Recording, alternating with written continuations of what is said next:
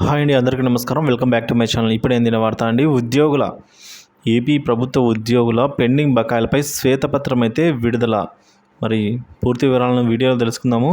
మీరైతే వీడియోని ఎక్కడైనా స్కిప్ చేయకుండా ఎండ్ వరకు చూడండి. అప్పుడే ఇన్ఫర్మేషన్ అనేది పూర్తిగా అర్థమవుతుంది. అలాగే వీడియో నచ్చినట్లయితే లైక్ చేయండి. ఉద్యోగుల సమస్యలు బకాయిలపైన శ్వేతపత్రం విడుదల చేయాలి అని సీఎంను కలిసి విజ్ఞప్తి చేసిన ఎస్సీ ఎస్టీ ఉద్యోగుల సంఘం అండి. రాష్ట్రంలో దీర్ఘకాలికంగా అపరిష్కృతంగా ఉన్న ప్రభుత్వ ఉద్యోగుల సమస్యలను, పెండింగ్ బకాయిలపై ప్రభుత్వం శ్వేతపత్రము విడుదల చేయాలి అని ఎస్సీ ఎస్టీ ఎంప్లాయీస్ అసోసియేషన్ రాష్ట్ర అధ్యక్షుడైన దేవరపల్లి సురేష్ బాబు గారు కోరారు.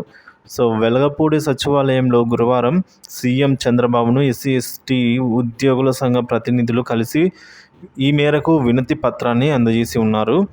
ఈ సందర్భంగా సురేష్ బాబు మాట్లాడుతూ, రాష్ట్రంలో జాయింట్ కౌన్సిల్ సభ్యత్వం గల ఉద్యోగ ఉపాధ్యాయుల సంఘంతో పాటు ఎస్సీ ఎస్టీ ఉద్యోగుల ప్రతినిధులకు ప్రాతినిధ్యం లేకపోవడంతో నష్టపోతున్నారన్నారు.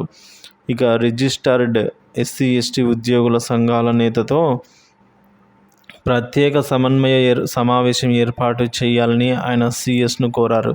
ప్రాధాన్యత క్రమంలో ఉద్యోగుల సమస్యలన్నీ పరిష్కారం అయ్యేలా చూడాలని అయితే విజ్ఞప్తి చేశారు.